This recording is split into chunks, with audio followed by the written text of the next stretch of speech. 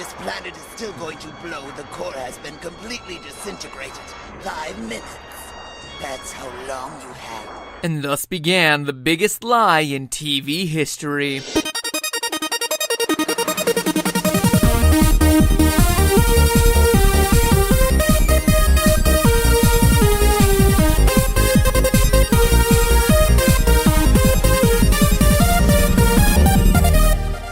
Hello, Internet! Welcome to Film Theory, where 10 episodes, 3 hours, and thousands of power levels later, Namek finally exploded. In the arms of the angel. So, let me come out and say it. Dragon Ball rocks! The characters, the villains, but especially the powers. I mean, what self-respecting kid hasn't pretended to harness their ki and shoot out giant energy balls? Or fly around punching faster than the speed of light? Or stood there screaming for hours working to power up? Hey, here's a joke for you. How many Saiyans does it take to screw in a light bulb? 1, but it'll take 3 episodes to do it. Ba-na-na-na, ba-na-na-na. Now, if there's one attack that everyone associates with the series, it's Goku's famous Kamehameha wave, or Turtle Devastation wave, named after the Hawaiian king Kamehameha. The move is used by everyone from Master Roshi to Boo, and as such comes with a bunch of variations, but more often than not it consists of the character gathering ki energy between their hands to form an energy ball that then gets blasted out in a beam towards your big bad with questionable gender. #love wins. And I have to say, since starting Game Theory 4 years ago, I have received so many emails, tweets, Facebook messages from you loyal theorists asking me to look into the physics of this attack to figure out how you can start blasting your best friend into your neighbor's backyard. And it was tough. I mean, really tough, actually, as what I found forced me to question some of my basic assumptions about how the universe works. And that's no joke, as there were a lot of revelations during the research for this one. But I think we've developed a pretty good theory about what's going on during these moves. So let's start with what we're given by the show. In the series, all these attacks are based on ki energy, life force energy that exists inside every living being, with the major focus being in the center of the body. By drawing it out, the user is able to manipulate it and use it outside the body. From forming protective ki barriers to creating ki balls and ki blasts to vaporize an opponent, until inevitably one cell of him manages to survive and he's able to completely regenerate even stronger than before. Here, have a sensu bean while you're at it, cause that makes a lot of sense. Super Saiyan? More like stupid Saiyan. Stupid sensu beans. Oh, all the world's existence hangs in the balance. I want a fair fight. Anyway, I would think that it'll come as no surprise to anyone to hear that Dragon Ball's ki is a direct reference to the real-life idea of ki, or chi, one of the foundational principles in Chinese medicines and martial arts. The word literally translates as breath, air, or gas, and is thought to be a life force or energy that exists in everything, just like it is in the show. In Hindu, there's also the concept of chakras, centers of spiritual power throughout the body. So, chi in real life is a hard-to-define mental or spiritual energy that, when mastered, can heal the wounded, strengthen a fighter, even go so far as to give them Darth Vader Force-like powers, similar to what we're seeing in the show. At least, that's what some people believe. But there's one big problem here. There's no good sources backing any of this up, whether you believe in chi energy or not. Most of the quote-unquote science conducted supporting chi was done by people with a firm belief in holistic medicine, so definitely not the most impartial of judges. And neutral researchers, well, they're just not interested in testing videos of people rolling around like idiots. Or should I say, more importantly, the people with grant dollars aren't interested in funding that sort of research, which means no scientists care. So that's a bummer, but of course we're not going to leave it at that. I am not going to let the scientific community's inability to test this stuff prevent me from shooting energy beams of light out of my hands. I mean, if Krillin can do it, so can I, damn it. And as an aside here, can I just say how depressing it is to think that Krillin is one of the strongest human beings alive on that show? Ugh, that's a sobering thought. Anyway, we're gonna step in where science has failed and answer the true question these top research institutions should be looking at. How does a fictional character shoot a fictional wave of energy out of his hands? Well, to truly understand what's going on, we have to look at the wave's properties. And the first thing to note is that this isn't just an energy wave. You can't see energy. Energy is a property of a physical thing. Something physical has to possess that energy. If you need proof from the show, look at Gohan's Kamehameha wave pushing against cells near the end of that story arc. See how his ball of energy causes cells to collapse in on itself in response? It's like if I pushed on a piece of cellophane or Reynolds wrap. Clearly there's a lot of energy there, but it's being carried in a physical form. It is literally a form of matter. What's a matter? I don't know. What's a matter with you? Ha ha! Ooh, bad Marx jokes aside, matter is anything that takes up space and has mass. I'm sure we've all learned the 3 states of matter, right? Solids, liquids, gases. Problem is, the Kamehameha wave doesn't behave like any of those. So, what is it? Well, I hate to break it to you, but your 3rd grade science teacher has been a part of a lifelong conspiracy. A cover-up misleading generations of young students. There aren't just 3 states of matter. There's actually a 4th.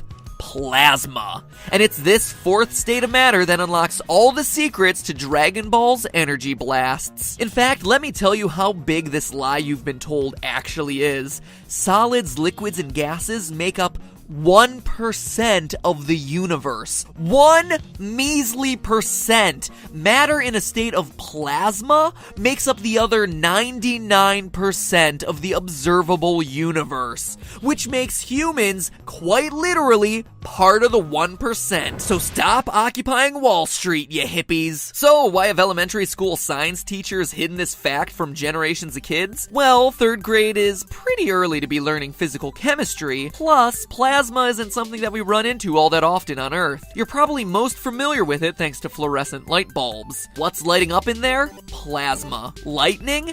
Also plasma. Stars, like our sun? We've all been led to believe that they're big balls of gas, even by NASA in an incredibly poorly written definition on their website. Well, that's wrong. They're mostly plasma because of how hot they are. And by the way, NASA, change that, please. You can't say it's mostly a ball of gas, but then say it's mostly plasma. They are 2 different states of matter. It'd be like me saying this turkey sandwich is a ham sandwich just because it has another meat in it. They're close, but they're not the same. Can you tell that I skipped lunch to write this episode? So, before we see how plasma plays a part in Dragon Ball, we need to know what exactly it is. You know how when you heat up a solid, it melts and becomes a liquid, and you heat it up a bit more and it becomes a gas? Well, if you heat the gas even more, it becomes plasma.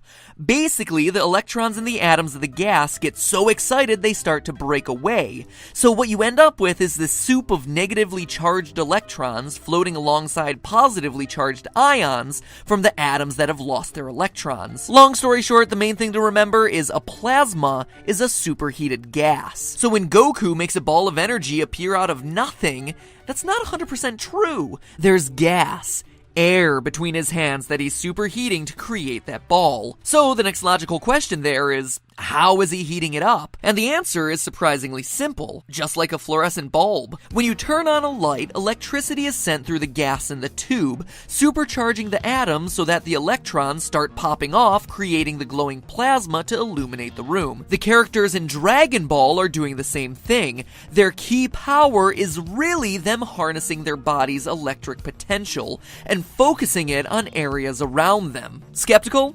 I hear what you're saying, but consider this. In the battle against Vegeta, Goku calls upon his triple Kaioken attack, and what do we see happen? Electricity starts radiating around his body. His electric potential has skyrocketed, and as Super Saiyans ascend to higher and higher levels, we see lightning pulsing around their bodies. Lightning, aka plasma. But that's not all. You know how any of these warriors need a huge burst of energy to ascend to the next level or start their energy attack? But then, once they're there, they're able to sustain that power level? Well, plasma and electric potentials explain that too. To convert any gas to plasma, including air, there's a big startup energy, typically around 33 kilovolts per centimeter. But once the plasma arc's been created, it can be sustained with only a tenth of that energy.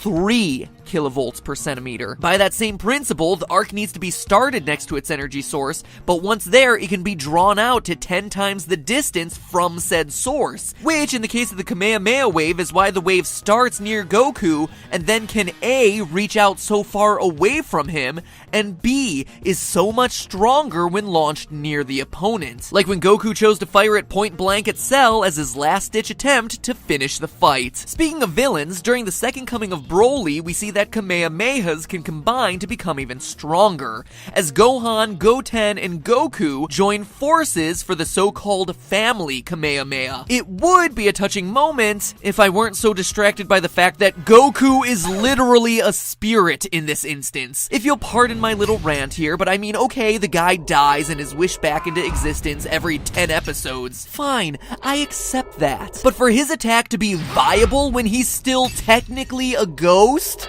Ugh. Anyway, the important point here is that the separate beams can combine and grow stronger. Plasma exhibits this same quality. Look at your typical plasma ball. No, that's not just an outdated desk ornament, it's a lesson on Dragon Ball Z physics. Notice that as the beams of plasma have a point to focus on, they combine and grow stronger, bigger, and more powerful, just like we see on the show. And don't worry, I hear your question. If plasma's just a superheated gas, how can it obliterate Cell or push people away?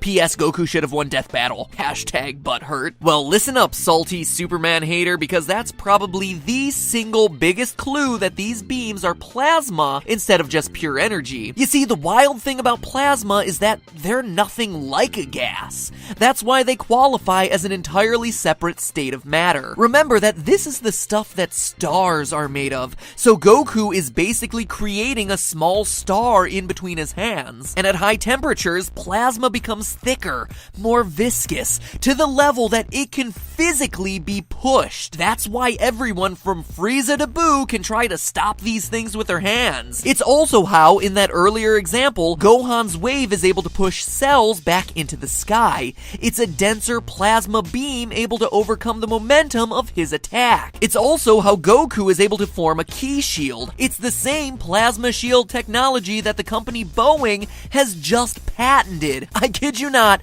plasma shields are becoming a real thing. Truly, we live in the future. And you know how characters are always getting into energy clashes with the two beams struggling for superiority? Whether it's Gohan versus Cell or Goku versus Vegeta, beams colliding is a staple of the show, with that rounded ball shape being iconic of these sorts of standoffs. Would one plasma beam be able to push against another? Well, yes. In real life, it's difficult to find examples that are nearly that spectacular or focused, but putting two plasma balls together and watching their beams strike each other, you see them pushing against one another, forcing into each other up and out until the connection is broken or they're too far away from their primary energy source. And then, what about that ball shape? Well, we can compare the beam collision to that of stars in outer space. Looking at their collision patterns, when two big balls of plasma combine at moderate to high speeds, they splash outward, like we see in the Goku-Vegeta battle. But they also fuse together, fusion into a swirling mass of energy. Their magnetic fields reorganize into a ball shape before, well, in space, they create a black hole. In Dragon Ball, it doesn't go that far. Oh sure, the planet will most likely come to a horrific conclusion, but you know, at least we won't be crushed under the infinite blackness of gravity. So, there you have it. Ki and wave attacks are most likely electric potentials and plasma. It's interesting. In the end, spiritual energies like Dragon Ball's Ki or real-life Chi are models created to explain weird trends or natural phenomena in the world around us. In that, they're not that far different from a scientific theory. Theories, by their nature, are incomplete, and you know what? Probably wrong in some ways, sometimes in a lot of ways. But what they provide is a useful explanation for what we see, until we inevitably learn more and revise our theories to accommodate that new information. In this case, plasma and electric potentials work fairly well for a phenomenon we see throughout the series evolve, change, defy its own logic. Sorry, just theorizing about theorizing. I guess I should end on a joke now. Oh, I know. Dragon Ball GT. Ba-doom-ching. But hey, that's just a theory. A film theory. And cut. If I could summon Shenron right now, I'd wish that you'd subscribe. So make my wish come true, spirit bomb that button. Or maybe I can make your wish for another Dragon Ball video come true. Click right here to check out my 1-minute lore episode covering the backstory of the franchise. Who cares if you know it already? The animations are awesome, and I'm there too, which should count for something. And with Dragon Ball Super going on, might as well refresh yourself with good old MatPat. And Yamcha. Actually, Yamcha's not there. Finally, for you people who refuse to click on anything, do you like Five Nights at Freddy's? If so, there's a brand new theory today. Click the purple fan to find out the huge mistake Scott made in FNAF 4. Seriously, Scott, you screwed the pooch on this one. Now, if you'll excuse me, I've got something a bit more joyful to do some research on.